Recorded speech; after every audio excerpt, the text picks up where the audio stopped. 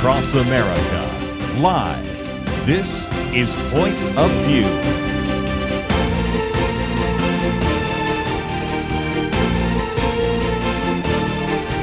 And now, Kerby Anderson. Thank you for joining me. It is the Monday edition of Point of View. And is the World Cup over? Boy, that was a long game there. But nevertheless, congratulations to Spain and, of course, runner-up to Argentina.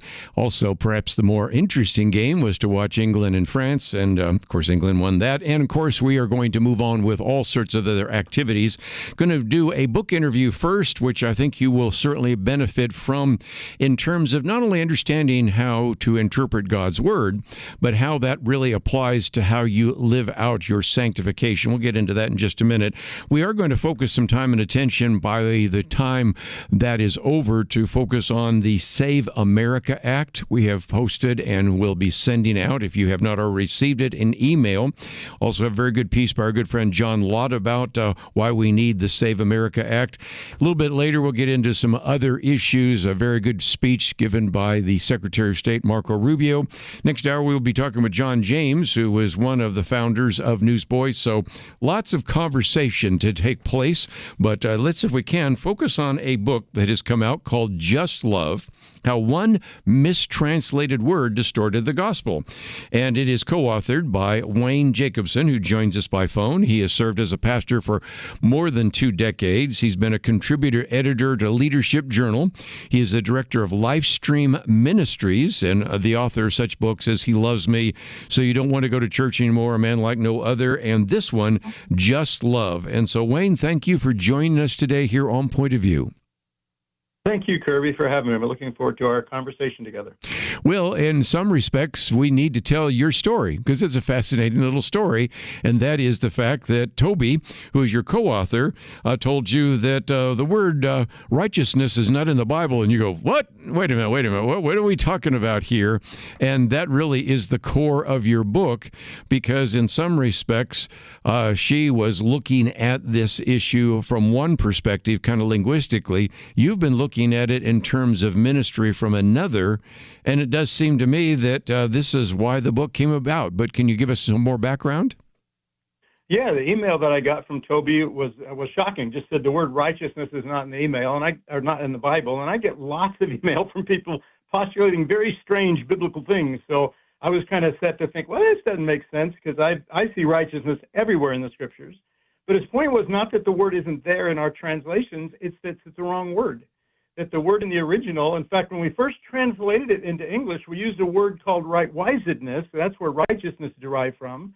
That actually harkens back more consistently to the word that Jesus or Paul would have been using, which is the word justice. And you'll see in many concordance, justice is an alternative to that same word. And so when Toby began to explain to me his research on this thing, I realized how much it had dovetailed with my experience the last 30 years of letting love transform my life in a way that religion never did. Let's see if I can clarify that for just a minute. As an individual that I sometimes get to teach in a seminary or Bible college, but I don't claim to be an expert. But the Greek word is dikaiosune, and again, that is a word which, if you look at some of classical Greek, and a lot of people have been thinking about classical Greek because a lot of people went to the movies this weekend and saw Odysseus and the Odyssey. That is used primarily in classical Greek to mean justice. Plato sometimes used it, you think in Plato's Republic, like a well-ordered society or harmony or something like that. And yet we have in our English translations, and it's amazing, the older translations used righteousness, so the newer ones sort of went along with that. But that understanding that maybe a better way to translate that Greek word, which is actually in Koinonia Greek, so slightly different, is better translated justice. And that is kind of like you had an epiphany. You almost had your eyes open to how that affects the way you've been talking to people about how to live out the Christian life. Can you explain that? It has. As Brad Cummings said in the introduction to the book, it just give you the Scriptures back in a marvelous way. To be able to read through things like seek first the kingdom of God and his justice rather than righteousness, which as it's derived in popular thought, as it derived in my own theological journey, righteousness was about moral purity and personal piety, and it was very internally reflected in terms of how God sees us and how we see God, and sin management, imputed righteousness, and all of those things. As I've been on a more journey of watching God's love transform my heart from the inside, I realized that justice was such a better word for those things. Not the justice of vengeance like we often think of it. Somebody's daughter is murdered and the murderer gets a life sentence without parole, or it gets executed, and we say they've gotten justice. But in fact, no one got justice. The girl is not returned to the family. There's no wholeness brought into this perspective. So to think of justice not as vengeance, it's how love makes the world right, how restored from our sinful twists to transformed by God's love to living in the world differently as his children. Let me just mention that the book is about 160 pages, quite readable, but all the way through, Wayne, you do talk about what you just mentioned a minute ago, that the Christian life is lived from the inside out. A verse that comes to mind to me would be 2 Corinthians 5:17, which tells us that if anyone is in Christ, he is a new creation. The old is gone, the new is arrived or has come here, depending on which translation. And really, in some respects, this new understanding of the word that we've in the past translated as righteousness helps us understand it's not what you do from the outside in, it's from the inside out, right? Exactly, because from the outside in, we can pretend, we can perform for a limited time, but the inside out means how I think about God and the world and people around me changes. So I'm not living differently because I'm meeting some kind of code. This is a really good scripture, I think, the Romans 3:20, where it talks about, for now a justice, not righteousness, but a justice of God has been revealed apart from law, which means we can't, by obligation to a code externalized from ourselves, discover what this justness is. It's the just God living his life through us. And what I love is how in the 30 years previous to my conversations with Toby, I realized that love had been writing this in my heart, and now the scriptures made so much more sense when I could see them as the justness of God being applied to our lives through the work of Christ. So it's not a matter of just getting a get-out-of-hell-free card or getting my guilt somehow resolved. It's about being transformed internally. Let me just mention, before we go to a break, and then I want to come back and get into this in more detail, that we have some links. First of all, we have one, of course, you can go to livestream.org. We have a link to The God Journey, which is one with Wayne and Kyle, and we'll talk more about some of those resources. Also have a link to, of course, everything from your Facebook page, X, Instagram, and the rest. And so there's just various ways in which you can interact with Wayne. But most importantly, I think you'd also like to know about the book, and so if you go scroll down just a little bit, you'll see the show materials. If you click on the button that says Just More, there's a place where you can then, if you're interested in getting the book, read it in paperback, hardback, or Kindle, and all of those resources, as you might imagine, are at our website, pointofview.net. So let's take a break. We'll come back and talk a bit more about this idea of justice, the proper translation, what that might mean to your Christian life. All that coming up right after this.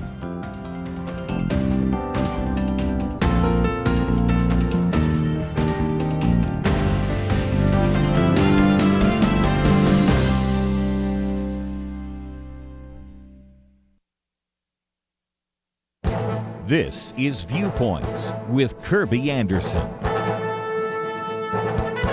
Columnist Don Feder warns that we have a choice between two conflicting worldviews. One leads to freedom and dignity. The other leads to a regimented society and a ruling elite. The first is based on the Declaration of Independence. The second is based on the Communist Manifesto. The contrast between the two is stark. The Declaration reflected the thinking of the most brilliant minds ever assembled in one place. But the Communist Manifesto was written largely by Karl Marx, who he describes as a miserable failure, an angry, bitter crank who sought greatness by attacking a system he did not understand. He called for the abolition of capitalism without ever setting foot on a factory floor. The vision of the founders took America from a colonial backwater to the nation that dominated the 20th century. And our prosperity lifted all boats. By contrast, the record of communism is drenched in blood and filled with suffering.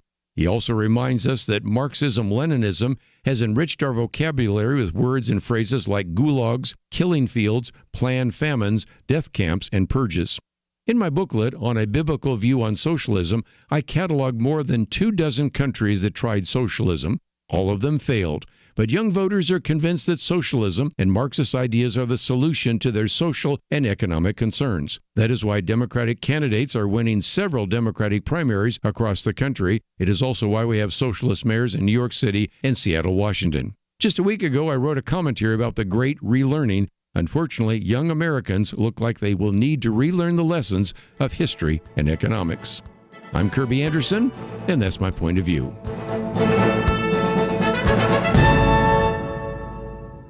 Go deeper on topics like you just heard by visiting pointofview.net. That's pointofview.net.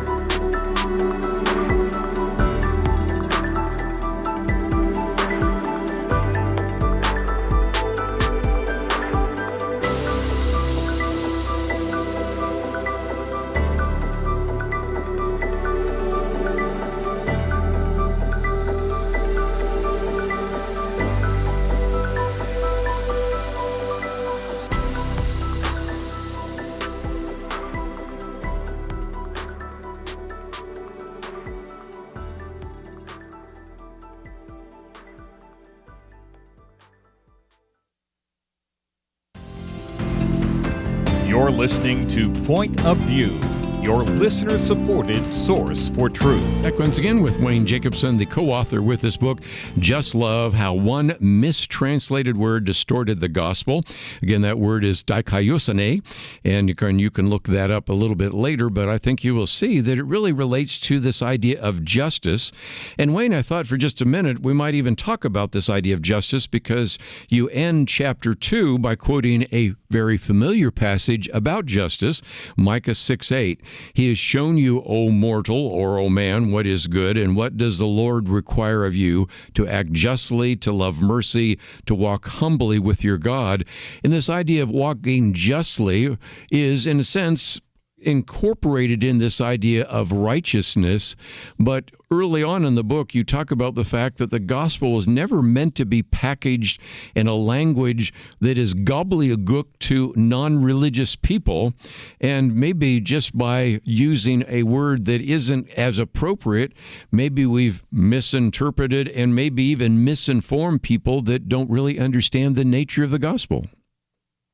Yeah, Toby tells a pretty poignant story of pulling out the word righteousness in a classroom full of kids, and they were all turned off by the word because it speaks of entitlement and people who think themselves better than other people. And so it's pretty profound that righteousness is not a word that communicates well outside our little Christian silo, where we have that word and are okay with that word and use it all the time. So thinking it wider in terms of justly is a beautiful word. It talks about living with integrity and honesty and treating people around me fairly. It actually fulfills what we call in the book the golden life, not the golden rule, which would be another external thing we're trying to follow.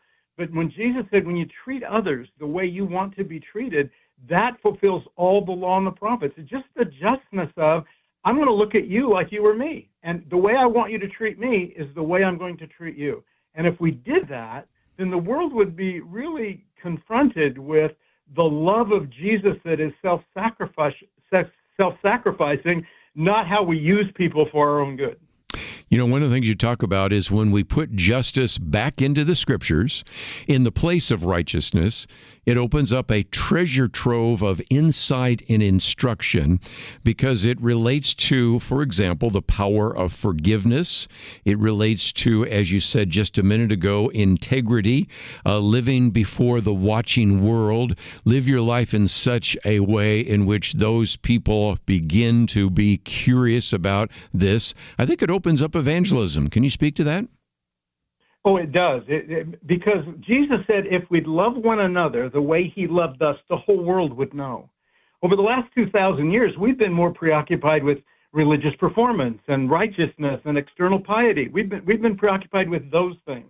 And because of that, we've missed a way to bring love into the world. When I treat my neighbor the way I'd want him to treat me, when I don't look down at him, but look across at him, walk alongside him in love, I think that brings this gospel into the world in a way that's very engaging to people who are kind of turned off by some of the predominant views of Christianity today and how it's impacting our society.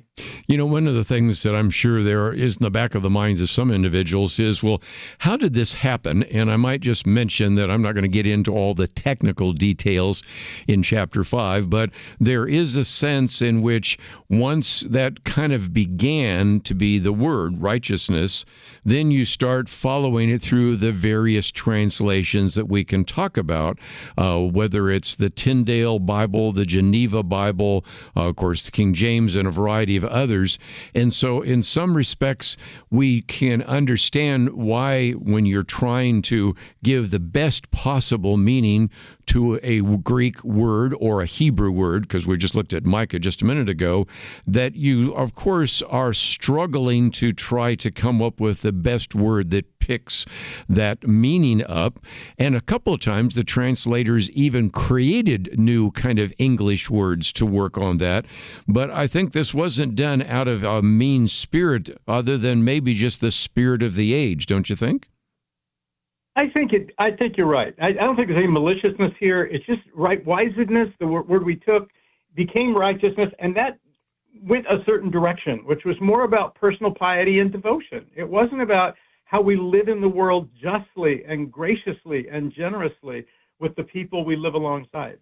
And if we'd have captured that flavor, I think from the beginning, we'd have had a better transformational ethic. When I pastored for a long time, my frustration was that in my own life, as well as my ministry, that we could get people saved and we could get people to jump through certain hoops and, agree with the life of Jesus. But transformation didn't come along so well. It was all external conformity instead of inner transformation that love produces. What I love about this book is it reframes our journey now, not just as a get-out-of-hell-free card, but as actually becoming representatives of the kingdom in the earth because of the way we live. Let's talk about this concept, too, which is, of course, the title of the book, Just Love. You have a chapter, of course, One Into Love, and you say salvation truly begins when we come to know that we are His beloved children, even in our frailties and brokenness. And it seems to me that that is a message, Wayne, that maybe those of us that teach Sunday school classes, listeners that maybe are pastors, really need to focus on this idea of love and God's love and what it really means and what grace really means in a society that is so based on performance, while we're surrounded by various religions and other cults that are really a performance basis, really a, if you will, works-based salvation. We need to come back to what you actually say in the title of your book, Just Love, God's love, right? Yes, if we could get that message back into our framework, and not just the message of it. Someone said to me last weekend, you can't teach love. And the fact is you can't. You can teach about it. Love has to be experienced inside a relationship with the Creator who made you. And the cross was the door that opened the way for us to not just talk about God's love, but actually experience that love. And when we experience that belovedness, then our life really begins to change, because we don't live as estranged children trying to fill up our needs with our own human effort and things that we can do. Now we're learning to trust how God's love makes things right in us, and He fulfills our desires so that we can live in the world not performing to these laws or obligations or even Christian principles, but actually love changing the way we see people and thus the way we treat them. Wayne Jacobsen is with us. Let's see if we can talk about, just before I run out of time, Wayne, how people can connect up to you and connect up with you, because there are some people right now where the light just went on and they're going, I want to know some more. And so I mentioned, first of all, we have lifestream.org. There's a place where you can connect. You have blog posts. You have all sorts of episodes with God Journey, which I'll get to in just a minute. But if you go to Lifestream, you'll see that link. We have a link to the God Journey with Wayne Jacobsen and Kyle Rice, where you can receive information about that as well. And so if people are interested in learning some more, maybe interacting with you, maybe getting a copy of the book, getting some of the bios material, the blogs, the articles, the videos, whatever it might be, teaching that in a small group or from the pulpit, these are ways in which people can connect up to you. So when they sign up, what will they receive? They will. Well, they can. Well, we just have subscriptions so people can get the blog. We're not trying to link people to Livestream. We're trying to link people to God. But if you need resources, livestream.org, thegodjourney.com. There's contact ways to. If you want to email me, I'm happy to interact with people who want to learn to live inside the love of the Father. And again, this is for those who are most fruitful in prayer. Pray to tune their hearts to the Father's rhythm. And those most frustrated in prayer are those who use it to try to get God's tune to theirs. And then, of course, the God Journey is something which, again, I know lately you've been talking about contented in love, at rest in His love, and a number of other things. So if people are looking for an understanding of God's love and how they can maybe apply it in their life or in their Sunday school class of their church, that's another resource they can go to, thegodjourney.com, isn't it? It's a great resource. We have a conversation every week about what it is to live inside love and away from kind of religious obligation and trying to manage our sin and being sin preoccupied. How do we live inside a love of God that's transformative? Wayne, again, appreciate you writing the book. Thank you, Toby, for the involvement there as well, and appreciate you spending some time with us today here on Point of View. Thank you very much for the opportunity. We're going to take a break, and when we come back, we have a lot more to cover, and certainly some very important issues. The Save America Act is one of those very important issues. So again, you can find some of that information already on our website at pointofview.net. One of the things you're going to notice is, of course, we also have it as our Take Action item. We have a Support the Save Act, and if you are looking in your email right now, you'll probably get some information that we'll be talking about in just a moment. Let's take a break, though. I want to spend some time kind of developing that, especially because there's a very good piece that came out from our good friend John Lott about this. So let's take a break. We'll come back with more right after this.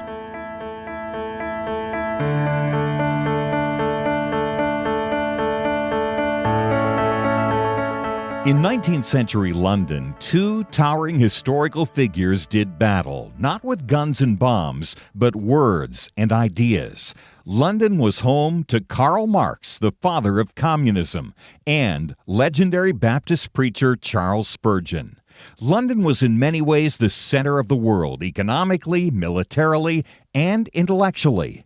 Marx sought to destroy religion, the family, and everything the Bible supports. Spurgeon stood against him, warning of socialism's dangers. Spurgeon understood Christianity is not just religious truth, it is truth for all of life. Where do you find men with that kind of wisdom to stand against darkness today?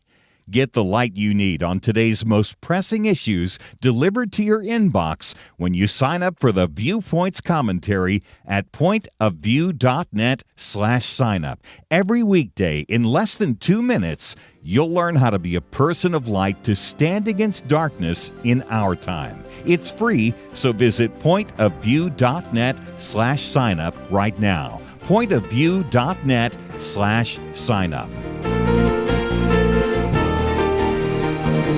Point of View will continue after this.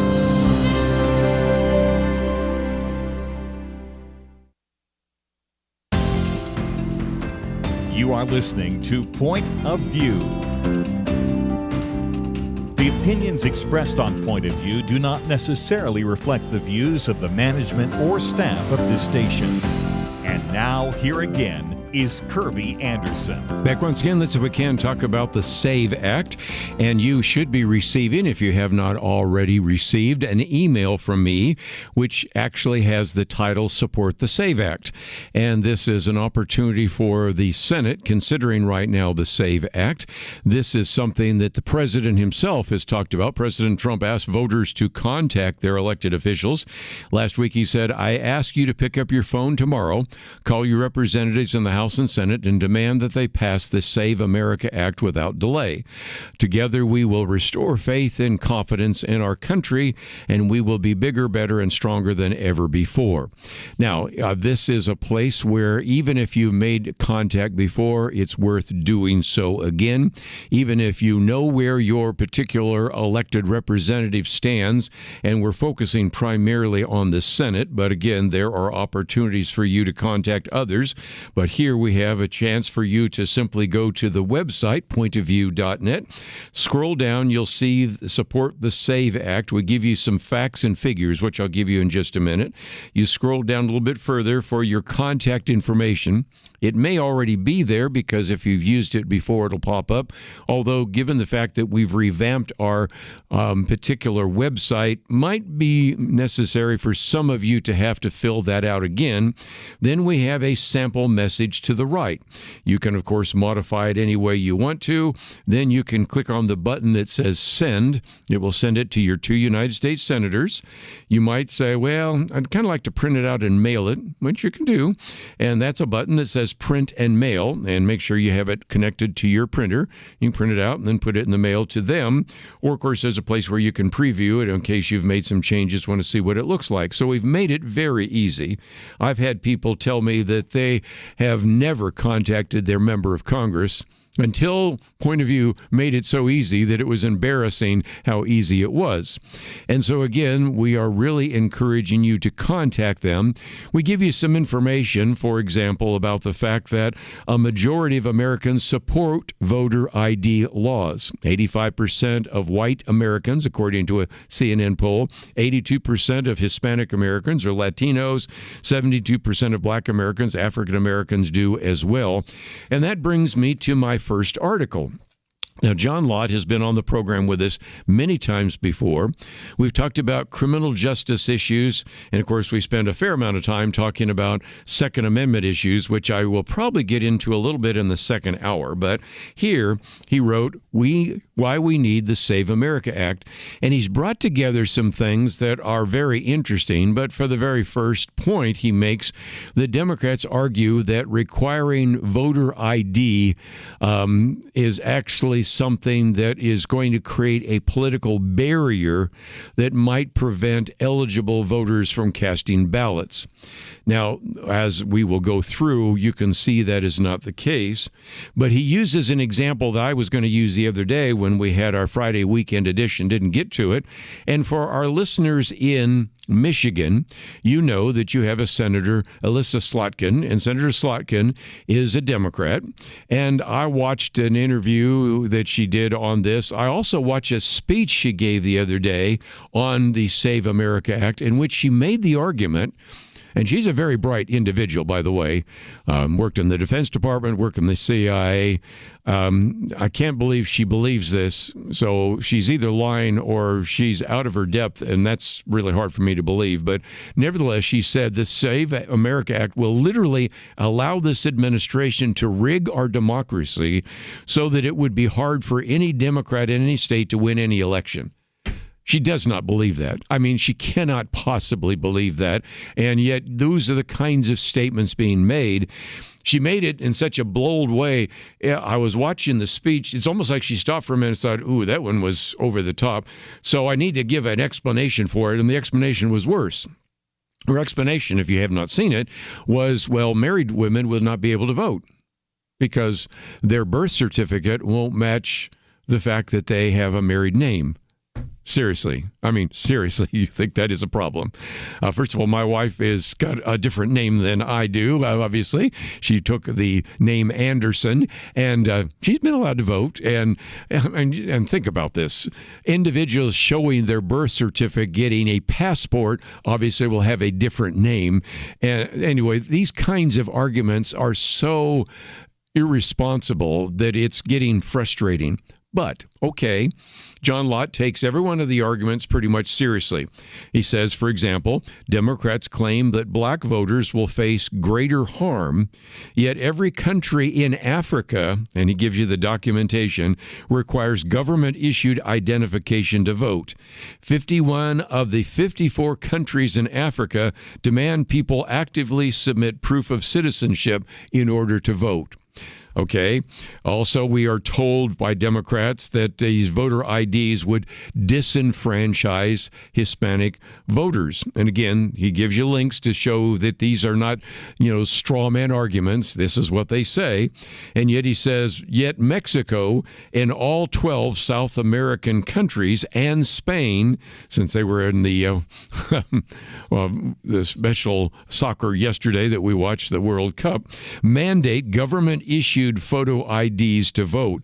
As a matter of fact, Mexico has rules right now similar to what are actually proposed in the Save America Act, because they are required to submit an original, are you ready for this, birth certificate. The one that Senator Slotkin said was going to disenfranchise people, issued by a civil registry, naturalization certificate, or Mexican passport. So again, he points out, with numbers even larger, interestingly enough, than the one we've posted here, that again, we have 83% of American adults support government-issued photo ID, including 82% of Hispanics, 76% of Black Americans. So you'll actually see he comes up with numbers even larger than the ones we put together in our package for you on the website at pointofview.net and even in our email as well. And then you actually have him taking on a couple of other issues. Because first of all, we look at race, okay? Would African Americans have a problem? No. Would Hispanic Americans have a problem? No. Well, the other argument that is sometimes used is that this would actually be an unfair burden to less educated people or lower income people. So he takes on education and he takes on the issue of income. And yet he says surveys show just the opposite. Voters without a high school diploma support photo ID laws 27 percent points higher than those with graduate degrees, which I think is interesting. Oftentimes I've seen surveys or people going out in a man in the street kind of interview, and if you get a white, obviously very educated individual, they say, well, I just don't think voter IDs are fair for our African American friends or Hispanic American friends because they wouldn't be able to get a voter ID. And then you find out that those with a high school diploma support photo IDs even more so than people with graduate degrees. And the other one that I'm going to get to is those earning under $30,000 a year support, again, a photo ID by 7 points higher than those who are earning $200,000 a year. So higher income, more educated individuals are the ones who are maybe looking down their nose and saying, well, these people just aren't smart enough, they aren't educated enough, they aren't wealthy enough to actually get a voter ID. And so as a result, we need to protect them. And he takes on every one of those arguments and dismisses it very significantly. And then one other one that he argues, it's not just Africa and South America that require photo IDs. He reminds us that both neighboring countries, Canada and Mexico, require them. Mexico also requires a thumbprint, if you don't know that. And if you want to go to Europe, we're going to talk about Europe a little bit later, all 47 European countries, except a few parts of the United Kingdom, which we, again, for very obvious reasons, can get to if you want to, but it's not worth getting into. A lot of that has to do with Northern Ireland and the UK. But anyway, all the other 47 countries and most of the UK require a government-issued photo identification. And so you can kind of see that really the country that's left out is this country. Now, to be fair, many of the red states already require what's already in the Save America Act, so the resistance is really from some of the Democratic legislators and various individuals that are politicians. And so when we come back, I'm going to suggest that, if nothing else, can't we just at least require the same amount of photo ID that's required at, you ready for this? Olive Garden.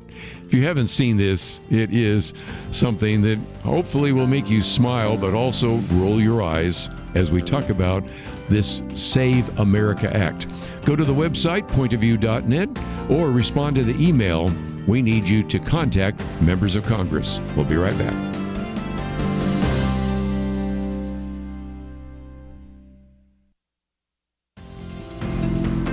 You're listening to Point of View, your listener-supported source for truth. Here's an idea. Let's make elections as safe as Olive Garden. What are we talking about here? Well, this piece that you maybe have seen by now, it turns out that Olive Garden's social media team maybe accidentally made the case for why Congress should pass the Save America Act. And you might go, okay, what are we talking about here? First of all, it's hard for me to go through this without wanting Italian food, but nevertheless, we'll suffer through this. Customers were instructed that they can actually log in and get a pasta pass. Now, I was unaware of that, but it's a never-ending pasta pass, and you, of course, have to pay some significant dollars for it. But this then gives the holder an unlimited dine-in access to the unlimited pasta and sauce combinations. That's the ability to add and even switch protein toppings, a choice of never-ending super salad, and unlimited breadsticks. It's a good deal. And, of course, I suspect some people take advantage of that, especially if they're good eaters. And so the pasta pass sold out pretty quickly, as you might imagine. But one of the individuals that goes by the name Superpower Mario, that is his name, at least online on X, was asking, I think, a really good question. And he asked this of course, Olive Garden. Are you able to order pasta for family using this pasta pass, or is that exclusively for the person with the card at the table? He says, I don't know about you, but I'd feel really weird with just one person having unlimited pasta while everyone else awkwardly waits. So the answer that comes from Olive Garden, are you ready for this? You probably have seen this, but if you haven't, some of you are going to be smiling as you hear this. No, Olive Garden says, no, the never-ending pasta pass is only for use by the pass holder whose name is printed on the pass. Passes are personalized and non-transferable. Pass holders must present, are you ready for this? A valid photo ID along with the pass at the time of ordering. So you can imagine when that landed on X. I'm going to give you just a short sample of these. Riley Gaines, you know who she is. She is the swimmer who now has her own show, I might add, and has really been speaking to this issue. She posted, Olive Garden CEO for Senate Majority Leader. I won't say anything about the Senate Majority Leader, although I suspect some of you might. Another user suggested, put Olive Garden in charge of our elections. Sounds good to me. Another noted, a pasta pass at Olive Garden comes with more stringent ID requirements than Democrats want for our elections. You cannot make this stuff up.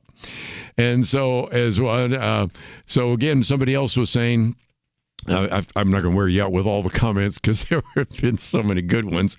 I want my elections to be as secure as the never-ending pasta pass deal at Olive Garden. And the last one, which just cracked me up. What if I gave birth at an Olive Garden location?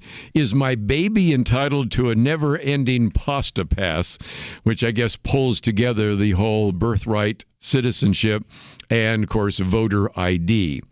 Now, again, the argument being made by a number of people is that we would be a lot better off if the United States could actually channel its inner Olive Garden and require a valid photo ID for, I don't know, voting. That'd be a good idea. That idea, of course, is a piece of legislation called the Save American Act, and it's currently stalled in the Republican-controlled U.S. Senate. So I think you can see that your letter, your email would have an impact, unless you wonder, well, really we should do what other countries do. You remember when President Barack Obama used to say on a fairly regular basis, why can't we be more like Europe? And I've said on this program before, if we were more like Europe, we wouldn't have very liberalized abortion laws. If we were more like Europe, we would require a photo ID to vote. And again, this piece by John Lott is something just reminds us that the argument that, well, African Americans would be maybe disenfranchised by having to have a government-issued identification to vote, yet every country in Africa requires that. 51 of the 54 even require proof of citizenship to vote. What about Hispanic voters? Again, we point out that Mexico and all 12 South American countries, including Spain, mandate government-issued photo IDs. And of course, as we pointed out, if we want to be like Europe, except for this, and you can read into the details why you've got just part of the UK, and this has to do with the battle with Northern Ireland, but basically all 47 European countries, except a few parts of the UK, all require government-issued photo identification. And virtually all the countries check citizenship against national databases. Though France requires voters to submit documentation, only the UK, Cyprus, and Ireland demand documents when citizenship is in doubt. And of course, we talked about what is happening in Canada. Of course, they require ID. And as a matter of fact, Mexico. And because they had such widespread voter fraud in Mexico, they enacted some major reforms which required biometric photo ID. They banned absentee ballots, mandated in-person registration, which are much more demanding than you see in a lot of these red states or red cities. And so again, if you want to have some of the documentation so that if you have somebody responding to your particular email that you send to your two senators, first of all, we give you some facts and figures anyway, but this article by John Lott goes into some detail. And some of you might even want to modify that letter to simply say, look, I just want our elections to be as secure as the kind of identification that is required at Olive Garden. And so if you haven't seen this, it's out on X right now. Red State has a piece on it. I'm pretty sure if it hasn't shown up on the Babylon Bee, it will, because here again, the people that were actually able to log on and buy a Pasta Pass, and I think there are about 10,000 of those were given out.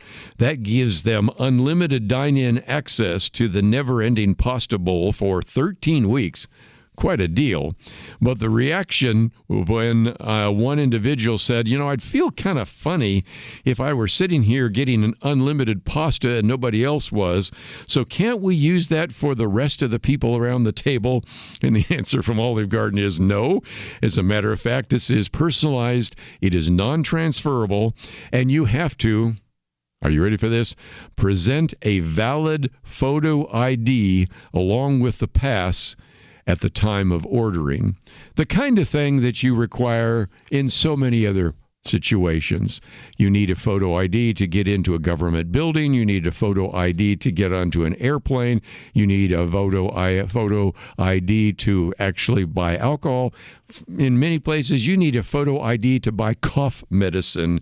And I'm going to add to this growing and very long list of all the things you need to show a voter ID, an ID for, is Olive Garden. But in many places in this country, you don't have to show a valid ID to vote. As we oftentimes like to say in this program, What is wrong with this picture?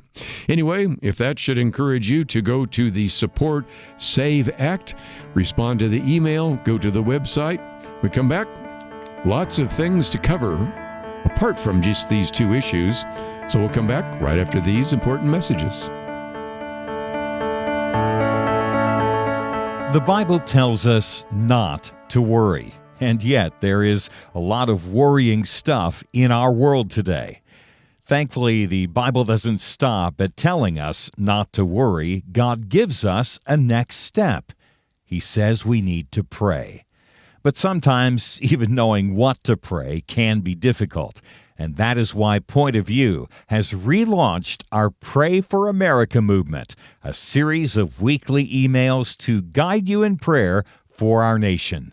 Each week, you'll receive a brief update about a current issue affecting Americans, along with a written prayer that you can easily share with others.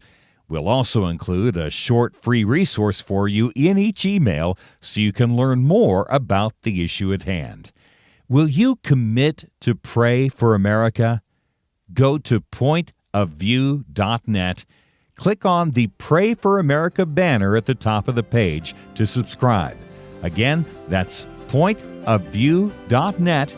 Click on the Pray for America banner. Let's pray together for God to make a difference in America. Point of View will continue after this.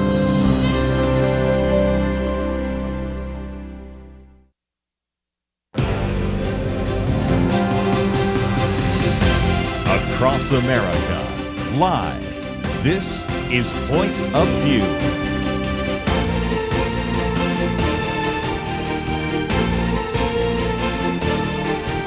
And now, Kerby Anderson. Second hour today, as I mentioned last hour, we're going to now have a chance to talk briefly with John James. And if you are not familiar with him, the original lead singer in the Christian rock sensation Newsboys. And I might just mention that this particular book is entitled Newsboy. We have information about it on the website. And again, it is something where he tells an incredible story of hope and second chances. Darryl Strawberry's been on the program with us before. Of course, evangelist and baseball player, said, drenched in grace, John's story is a lifeline for anyone who's ever felt broken, ashamed, or beyond redemption. Forward by David Smallbone. And again, his career, marriage, and identity kind of fell apart. We're going to talk about what that meant, but also just an incredible opportunity to see God's grace in the midst of it. And we tried to get him on last week, but weren't able to do so, but he joins us now today. John, thank you for being with us today here on Point of View. G'day, mate. How are you today? Well, I'd love to hear your story. And the first part of your book talks about your broken family, and then later a father that comes back into your life and becomes a Christian and all the rest. But that brokenness in your family of origin eventually surfaced when you were in front of crowds and led to a brokenness. Can you explain that? Yeah, so often we don't always equate or make the connection with the trauma that we can suffer, in those cognitive years growing up. And I guess I fell into that category of people think that's in the past, I'm over it, I'm fine, I've moved on in life. But little did I realize, because I guess those issues were never addressed. They kind of lay dormant, and given the perfect storm, the right scenario, man, did I get a wake-up call with a lot of those insecurities, a lot of those abandonment issues, a lot of those fears really came back and bit with vengeance. Now, I'm not saying that to the listener just to validate or justify. Man, if you read the book, I take huge responsibility, personal responsibility for the wrong choices, the sinful choices. But, it's only now in my journey of healing and restoration that I can look back and really identify those markers that were really defects in my foundation and my character from day one. I just chose to neglect them or suppress it or ignore it and just get on with life. But man, what an education and wake-up call that was for me. Well, again, we too talk a lot about some of these issues of family and the rest, counseling and the rest. And when you talk about abandonment, there's a very poignant scene where you're with your mother after having not seen her for a while, and you want to hug, and you're not getting much of anything. But even in the midst of that, a rather remarkable reversal in your father. Can you talk about either your father or mother or both? Because that becomes important later on in the book, doesn't it? Yes, and it's quite bizarre. Those folks who aren't familiar with my story, haven't read the book yet, I'm from an extremely dysfunctional, broken family. And, as a young child, my dad, that was at the helm of a lot of the abuse and brokenness. Yeah. He was a wicked man in regards to the way he lived and the abuse that he inflicted on my 4 sisters, my brother and my mum. Dad walked out and left us and utterly destroyed our family physically, mentally, emotionally for years. But way down the road, God had a redemptive plan. Mm-hmm. And my biological dad had such a road to Damascus experience that dynamically transformed his life so powerfully that he was the vehicle that God used to lead my entire family to Christ.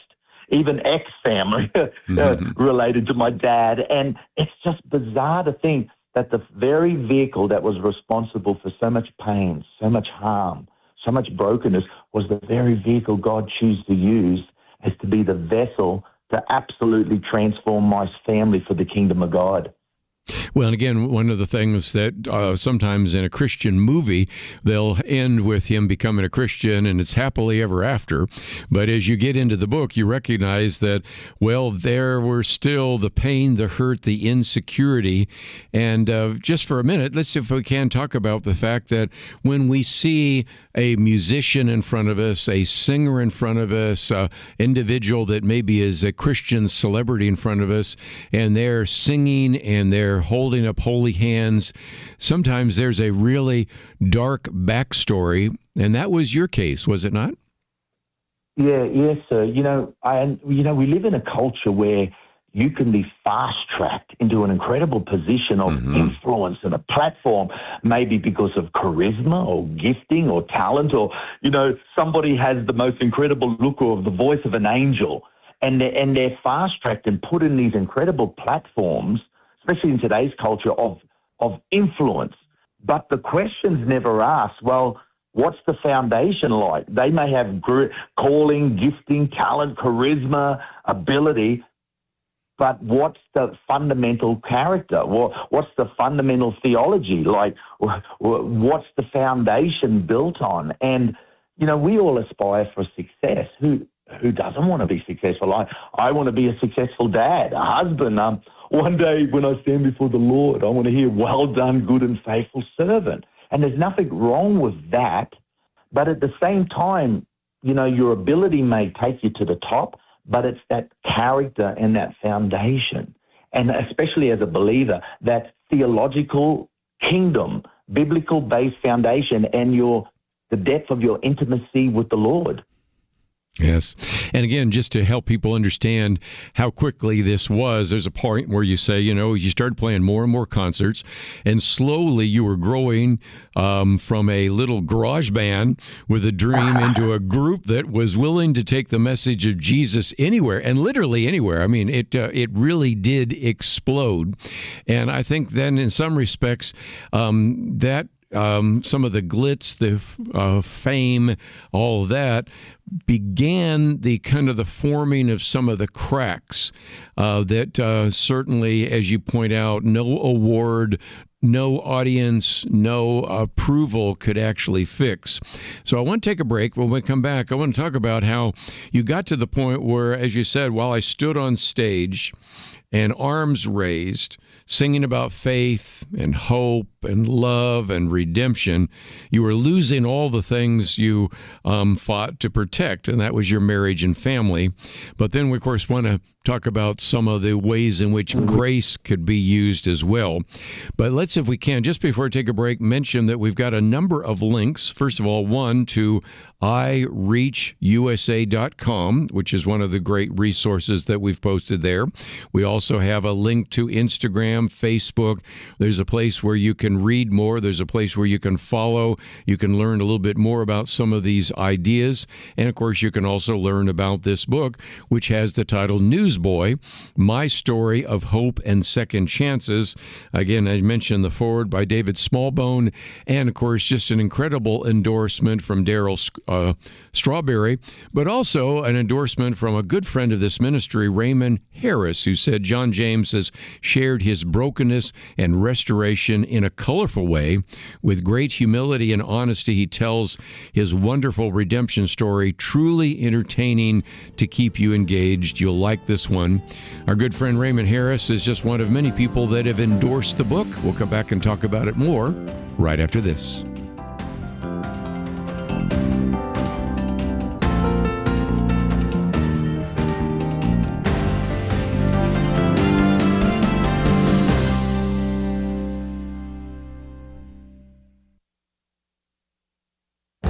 This is Viewpoints with Kerby Anderson. Columnist Don Feder warns that we have a choice between two conflicting worldviews. One leads to freedom and dignity. The other leads to a regimented society and a ruling elite. The first is based on the Declaration of Independence. The second is based on the Communist Manifesto. The contrast between the two is stark. The Declaration reflected the thinking of the most brilliant minds ever assembled in one place. But the Communist Manifesto was written largely by Karl Marx, who he describes as a miserable failure, an angry, bitter crank who sought greatness by attacking a system he did not understand. He called for the abolition of capitalism without ever setting foot on a factory floor. The vision of the founders took America from a colonial backwater to the nation that dominated the 20th century. And our prosperity lifted all boats. By contrast, the record of communism is drenched in blood and filled with suffering. He also reminds us that Marxism-Leninism has enriched our vocabulary with words and phrases like gulags, killing fields, planned famines, death camps, and purges. In my booklet on a biblical view on socialism, I catalog more than 24 countries that tried socialism. All of them failed. But young voters are convinced that socialism and Marxist ideas are the solution to their social and economic concerns. That is why Democratic candidates are winning several Democratic primaries across the country. It is also why we have socialist mayors in New York City and Seattle, Washington. Just a week ago, I wrote a commentary about the great relearning. Unfortunately, young Americans look like they will need to relearn the lessons of history and economics. I'm Kerby Anderson, and that's my point of view.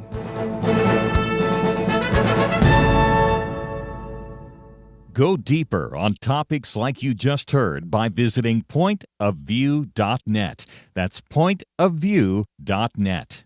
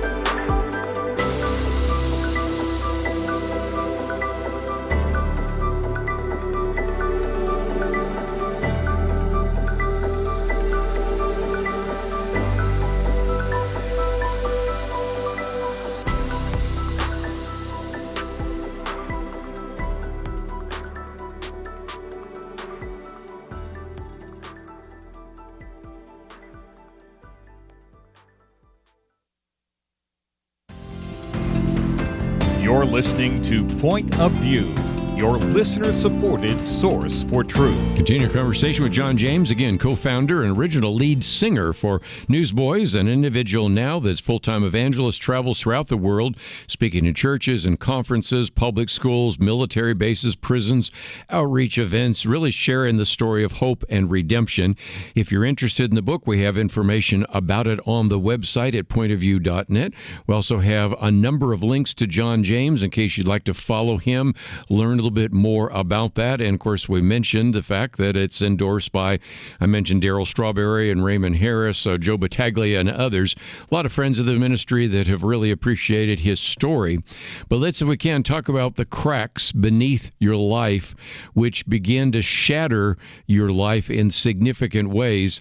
It's a reason for us, even as we are hearing individuals singing, as we're following various music groups or even Christian celebrities that are best-selling authors, we need to be praying for them because they may just put up a wonderful front, but a lot of problems behind the scenes. And that was certainly happening in your life, wasn't it? Yeah, like you said, the cracks. But in hindsight, looking back now, I think the cracks were always there. They were just whitewashed over. And given the right environment, the right pressure, the right circumstance, the right success, the right ministry, everything, it brought them to the surface. And it was a huge shipwreck for me that took its toll on every area of my life, my family, my ministry, my personal walk with the Lord, and truly a devastating season in my life. Well, again, as you said, 1 minute you're a rock star, the next minute you're a cake salesman being kicked out of the mall. There's some incredible stories in here, and it's just like you could see how some people just simply said, "I just can't go on," and you were one of those. But I do want to talk about redemption because this is a lesson that people can learn vicariously. They may not be a rock star, they may not be in front of a crowd, they may not have a gift for music, but in one way or another, there are some problems. And you talk about the importance of forgiveness, not only forgiving others, but maybe the first step was to forgive yourself and to deal with some of those cracks which you say were always there. Can you explain? Yeah, when you make sinful choices that truly take you down a dark path, and the sin that I chose that shipwrecked my life, and it. The journey of healing and restoration for me that the Lord was doing never happened overnight. There was a miracle journey of me coming to the place of receiving God's forgiveness and then allowing that healing then to impact and begin to bear good fruit in my life. But part of that journey was taking responsibility for the people who are devastated in my life, family members, different ones, my ex-wife, my children, and that journey of verbal forgiveness towards them. And there were people who accepted that forgiveness. There were people who didn't. And I couldn't have control over everyone's reactions, but I had control over my heart and my posture, whether they received it or not. And at the end of the day, I think I came to a place of realizing so often it's not enough to try to use words, but let my life now live a light that bears fruit in accordance to authentic repentance. Yes. And that's been my redemptive story. It's easy, and I've been there in front of the biggest, stages and crowds in the world, where it's easy to have a speech and a spiel and have the mic in your hand, but nothing compares to just humbly, daily, at the foot of the cross, living a life that bears authentic fruit that lines up now with repentance and a changed life. The first hour we had Wayne Jacobsen with us. We're talking about his book, Just Love, and we're really getting into the issue of grace, repentance, diligence, and really perseverance. And again, you talk about, as I walked in obedience, I began to see that God's purpose wasn't to condemn me, but to restore me, to bring to others a testimony of his redemption. And you talk about the beauty of God's grace, because in some respects now you are traveling, John, around the world, literally, to schools and military bases and prisons and everything, telling the story of God's grace. And that really is the great testimony that God has given to you today, isn't it? Oh, it's incredible, mate. Look, in the eyes of the world, and there may be even people in religious circles that look at me and say, well, according to the law, he deserves to die. According to the law, he doesn't deserve a second chance. But the power of God's mercy and grace that he chose to lavish on me, he chose to draw me back to the foot of the cross in repentance and brokenness, and then that journey of restoration. It's kind of like, if I could paraphrase this for the listener, it's like God has chosen to continue to use a flawed, broken vessel like me. And it's like the Lord's saying, listen, you've got a lot more scars. Life has beat you up a lot. You have a lot more baggage. But in spite of all of that, in your weakness, I'm going to be strong through you. And I feel like I'm the last person in the world that should ever be in front of people. But God has chosen to use me in my brokenness, my redemption, my story as a vehicle, as a testament. Because at the end of the day, I'm going to have to stand before the Lord and give an account of my life. I can't change the past, mate, but I'm so passionate now every day, like Romans 12 talks about being a living sacrifice. As an act of my will and submission, every day now I climb on that altar as a living sacrifice, and I pray, Lord, let me live a life today that bears fruit and is an authentic representation of the love of God, the mercy of the cross, what repentance and new life looks like. Let my life be a testimony of redemption to bring hope to others who are lost and broken or prodigals. I just mentioned the last chapter is God of the second chance, and that is certainly the testimony that you have. But before we let you go, let me, if I can, talk about the fact that there are ways in which people can connect up with you. And one of those is, of course, ireachusa.com. And then we also, of course, have a link to your Instagram feed, which I think is very good. You can see the photos and videos and things of that nature. We also have a link to your Facebook account. And so there are some ways in which people, if they would like to connect up with you, if they'd like to know if you are going to be in their community, or if they'd like to invite you to an event, that's how they can connect up with you, isn't it? Absolutely. And, like you mentioned, my heart is public schools. We speak in addiction recovery, in outreaches with youth, in prisons, and it's just a blessing. And I will let the listener know, if they do purchase the book, if they go to our website, iReach USA, if you scroll down that opening page, there's an email link to click on that emails my wife. And if you email my wife on our website and say, I purchased John's book, to say thank you, we're giving that person a link to download my brand new album. It's the first music that I've done in almost 30 years since leaving the Newsboys. And we're giving that away for free to anyone who purchased the book, just to say thank you and to encourage folks, listen, don't only you read it, but you give it to somebody else. Man, that's broken and feels so lost and so far from God that the hand of God could never reach them. And that's my miracle story of God of the second chance and of redemption, mate. Again, you can see more about the God of the Second Chance. Of course, I just mentioned the chapter in the book, but you can also see the album there. There's also some other information. It's all on the website. And again, you can just simply go to our website, pointofview.net, or you can go to ireachusa.com. Just scroll down. If you get a copy of the book, I'm holding it up right now for those you watching online, and I think you will really find it helpful.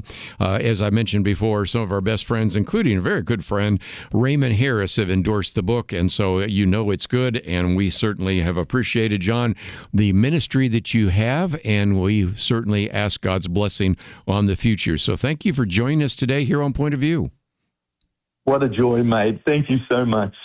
Going to take a break, and when we come back, we'll get into some issues in the news. But one of the things we're encouraging you to do today is to support the SAVE Act.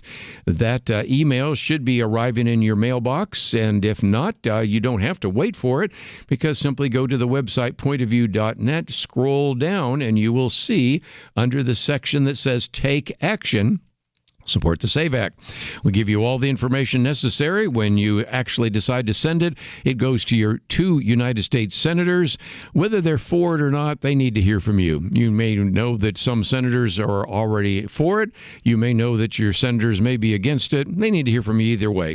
And so take the time to contact them, and all that information that you need is on the website, but it'll also be in the email that we send out to those of you that are interested in keeping up with us.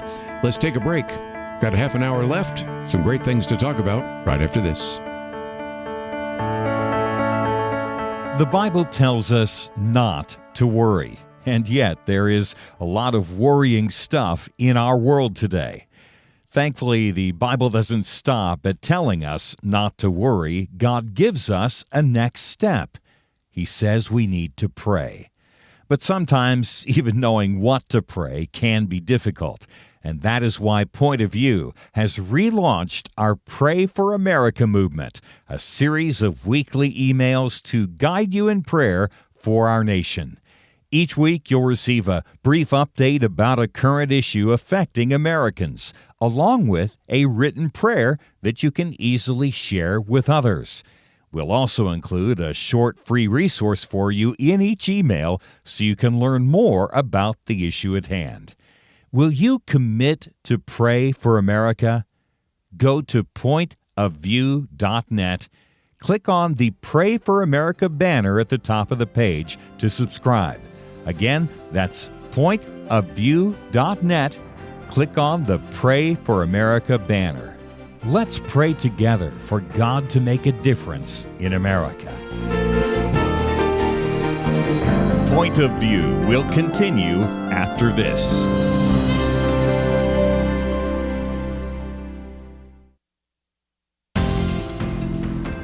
You are listening to Point of View. The opinions expressed on Point of View do not necessarily reflect the views of the management or staff of this station.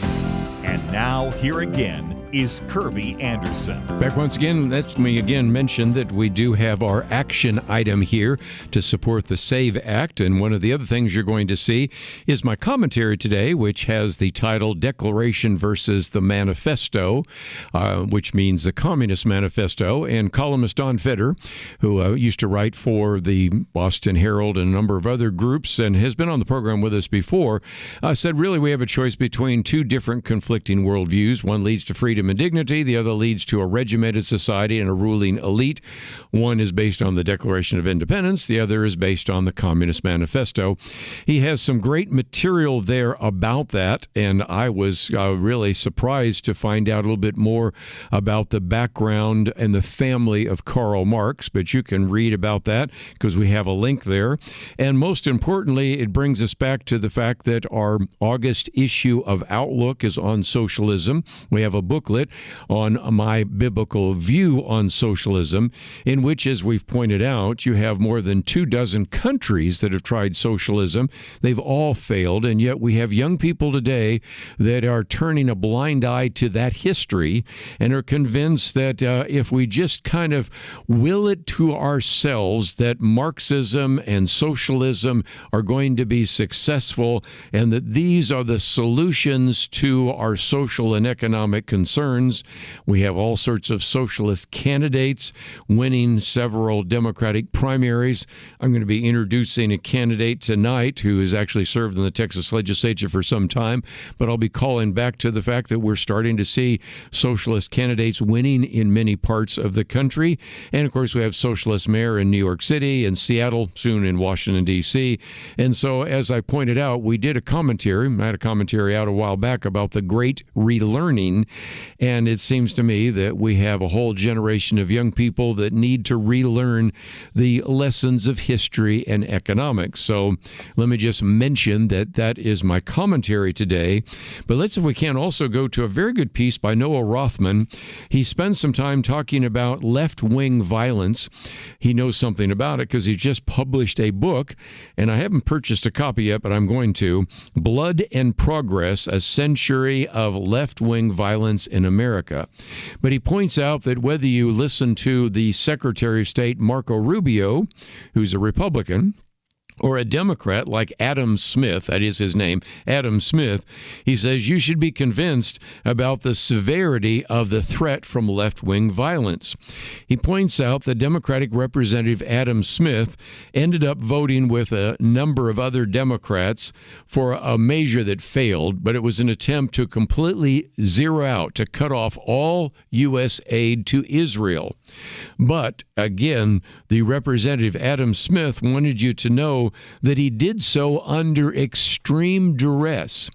In a statement, he said that it was a very close vote for him, and he revealed that the tactics used by those on the far left to push him into a position he ultimately did so was due to this menacing intimidation campaign. This is a Democratic member of the House of Representatives who says now in his memo that his house had been vandalized, a fire had been set in his driveway, demonstrators harassed him and his neighbors in all-night demonstrations, and his town halls were shut down, and one of his staff members were physically assaulted. This is a Democrat, okay?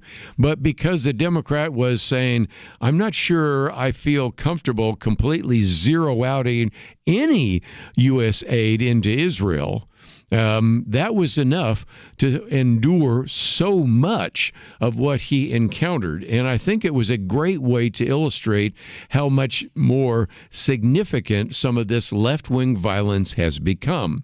Now, again, Noah Rothman says he didn't say it outright, but the subtext was a pleading appeal for his co-partisans. Please believe me, he seemed to be saying, this isn't a right-winger telling you this.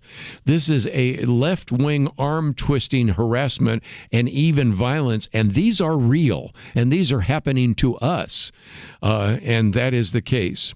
Now, as again, Noah Rothman points out, something we talked about on Friday, the right aren't the only victims because, as we pointed out on Friday, Supreme Court Justice Amy Coney Barrett was, of course, the individual who last week testified to her experience, actionable threats that compelled her to wear a bulletproof vest and to deal with bomb threats targeting her sister. We didn't even talk about that on Friday. And also threatening deliveries that came to her home, invoking assassination victims. And, of course, she was also the victim of a swatting incident. This is a Supreme Court justice. Now, we had Patrina on at the time we were talking about that, and Dr. Merrill Matthews and I said, we never have seen anything like this. Supreme Court justices are people that you would see in a restaurant, members of Congress you would see in a restaurant. You would sometimes get a chance to catch them in an elevator, talk to them. These people now are going around with guards and security and all sorts of things, which we have never seen before. If you're younger, this is not typical. This is unprecedented, as we've said before. So then, to add to this list, he points out that Secretary of Treasury Scott Bessent said, I'm going to remind everyone in this room, and these were all journalists, and all the media, that I was subject to an assassination attempt, which he explained with uncommon patience, by an addled left-wing activist 2 hours after being sworn into my job. Now, why his tone? Because he knows that some of the reporters in the room would want to report this as fiction and doesn't exist. I happened to see the interview that he did, which he points out, even if you are going to be tempted to refer to this as fiction, I would encourage you to pay attention to the sentencing to this individual in court that is taking place. So it's just a reminder that this can't be just deflected by a little bit of hand waving. And this is why Noah Rothman has written this book, Blood and Progress, A Century of Left-Wing Violence. And he goes and gives a very long, detailed clip from that, which you can read in its entirety. But he says that against this backdrop, this now leads to the Secretary of State, Marco Rubio, delivered also a very impassioned appeal that this took place in terms of the real resurgence of political terrorism this week, in which he was trying to gather various Western democracies to confront this epidemic of domestic violence as well as transnational violence. in a very important address to the delegates of the 60-nation conference on the threat posed by socialistic and anarchistic violence, Marco Rubio took square aim at the blind spot that contributed to, of course, the experience that faced, of course, Adam Smith and Amy Coney Barrett and Scott Bassett and all the others. And he said, even today, the very idea of a far-left terrorism could be a serious threat is treated as a right-wing fever dream, or worse, as a dangerous fascist conspiracy.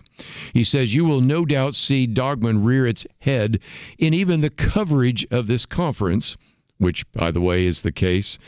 This kind of organized violence is not being taken seriously, but dismissed as partisan fiction, and it is, again, merely a tragic excess of idealism. And so in a series of statements he made, he points out that these are very definite examples of what we could call far-left political extremism and terrorism. And we, of course, have the rise, which we've talked about before on this program, of the assassination culture, the mob violence after the death of George Floyd, the Occupy Street movement, of course, what has been taking place, which even led to the death of various prominent individuals that are there as well. And so he points out that as any student of history, Rubio connected the history to the recent deadly firebombing of a Greek woman who offended leftist reactionaries when her daughter ran for office. He recalled a blackout in Berlin caused by a leftist attack on the infrastructure, the sabotage of railways, the beating of police and civilians in the streets, and the bombing of businesses. He ended with, of course, a phrase we have quoted before. Communism, he says, does not sound good in theory. The world it envisions for all of us is small, flat, gray, leveled of all exception, drained of all that is good and noble in the human spirit, is a poisonous resentment cloaked in the language of equality and justice and liberation, an overwhelming need to tear down what greater men have built, to rack what is beautiful, what is right, on behalf of those who are filled with ugliness and have nothing else to offer the world. The connection between this piece and my commentary today on the Communist Manifesto is one that I would encourage you to read, and you can find it on our website, pointofview.net. We'll be right back.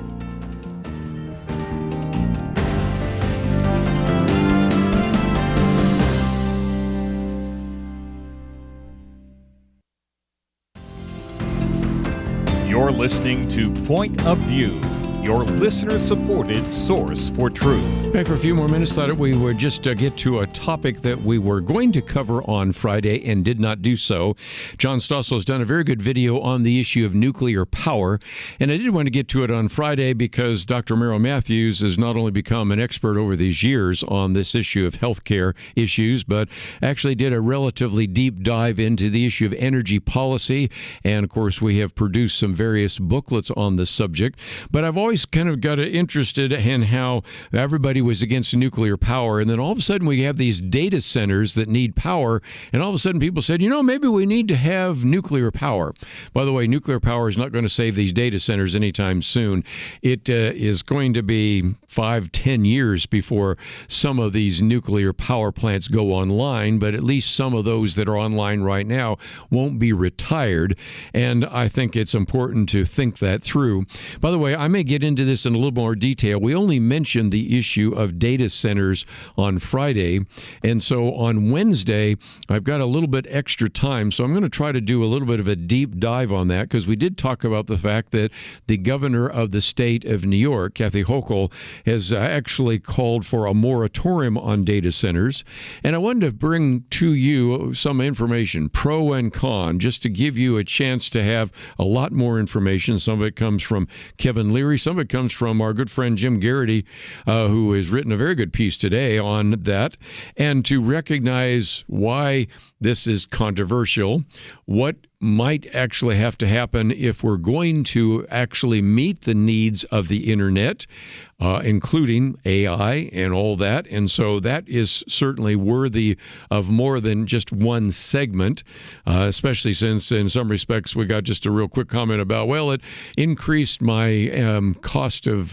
electricity by $8. Like, okay, I'm thinking that's maybe not the real issue here. There's some other issues. And so I want to get into it in terms of power and jobs and water and what this might mean. And so that is worthy of a serious consideration. So we may give some of that time on Wednesday to that particular topic. You need to know about it. And I'm going to try to do that in talking about why some people are concerned, why other people think this is something we need. And we'll get into that then. But this piece by John Stossel reminds us that just a few years ago, it looked like nuclear power in America was doomed. Plants were shutting down, and there was no real desire to bring it back. And Donald Trump ordered the Nuclear Regulatory Commission to begin to speed up the licensing of new plants. And the video is worth watching because if you've heard the doom and gloom, and there are some real concerns, as you might imagine, many have called nuclear power an unacceptable risk. But if you travel to France, you will see that they actually depend on a significant amount of their energy from nuclear power. And interestingly enough, of course, you hear stories, 3 Mile Island or Fukushima in Japan. This takes some time to go into that in a little bit more detail. So those particular areas of fear are addressed in the video and also in this piece. But again, you can see that nuclear power is something that has been deployed, I think, fairly safely in France. But in most of the rest of the world, there have been real concerns about radiation leaks, reminding us that if you are flying on an airplane, you're going to get more radiation than you could get if you were actually in a nuclear power plant. Matter of fact, if you're living in Denver, you're going to get more radiation than that is the case. And the key issue to that, which we have talked about in the past with one of our guests, is these new nuclear power plants are very different. They are constructed in a different sort of way, which is unfortunate because we still have the Nuclear Regulatory Commission requirements that these plants are covered with a dome, but these new reactors don't need that because they're not pressurized. So part of the problem is people are reacting to the previous nuclear power reactors. By the way, when we talk about it on Wednesday, some people are reacting to the previous data centers that are very different than the ones being developed right now, for example, in Utah or Texas or other places. But nevertheless, we'll get to that in the other day.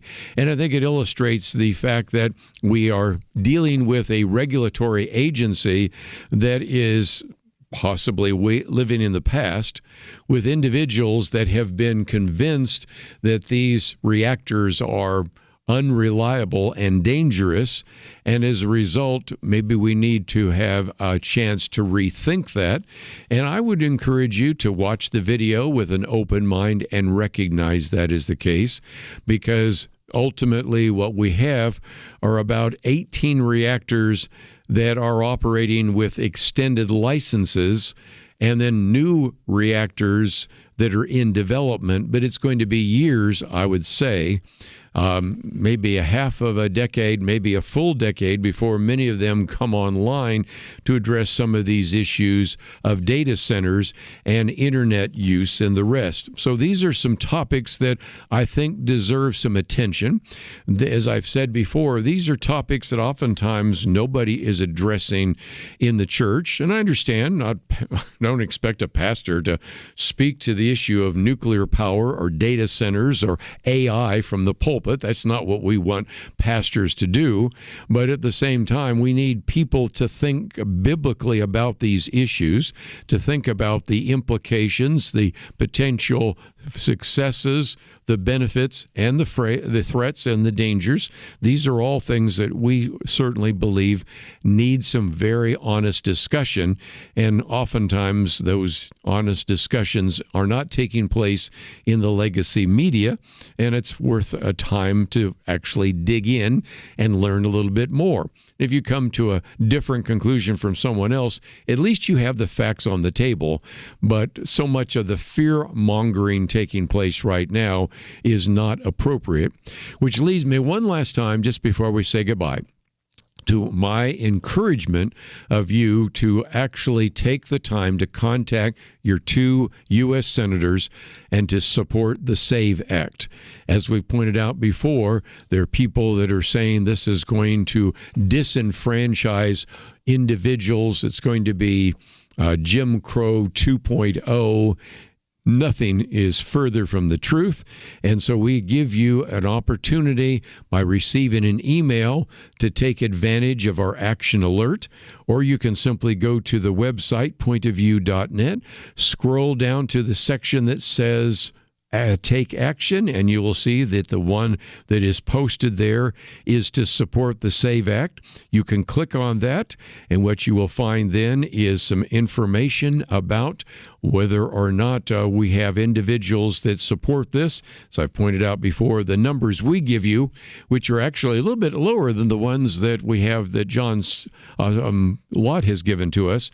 85% of white Americans, 82% of Latinos, 72% Black Americans all support this idea of voter ID, which has been implemented in many states, and as a result needs to be implemented in all states. And so as a result, this is something that we need to implement, even if we can't quickly implement it in the midterm elections in 2026.